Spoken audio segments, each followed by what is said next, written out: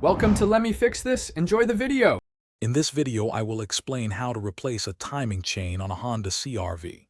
First, ensure you have all the correct parts, including the new timing chain, tensioner, and guides. Begin by disconnecting the negative battery terminal for safety. Next, drain the engine oil and coolant completely. Then, remove the serpentine belt and the passenger side front wheel to access the engine components more easily. This preparation is crucial for a smooth replacement process. Now let's move on to disassembling the engine. Start by removing the valve cover, which exposes the camshafts. Then you'll need to remove the crankshaft pulley.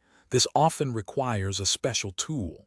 After that, carefully unbolt and remove the timing chain cover.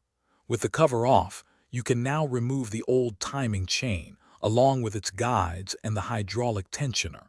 Take your time with each step to avoid damaging any components. With the old components removed, it's time to install the new timing chain. This is a critical step, so pay close attention to timing marks. Align the crankshaft and camshaft sprockets according to the manufacturer's specifications. Then, install the new timing chain, making sure it's correctly seated on all sprockets. Finally, install the new guides and the new hydraulic tensioner, ensuring everything is properly torqued. Double-check all alignments before proceeding. For the final steps, reassemble the engine components. Install the timing chain cover and the valve cover, using new gaskets to prevent leaks.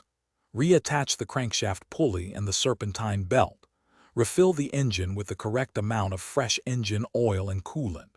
Before starting the engine, manually rotate it a few times to ensure there's no interference.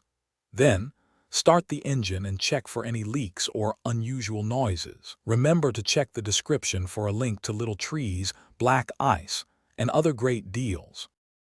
Thanks for watching. If you found this helpful, don't forget to like and subscribe.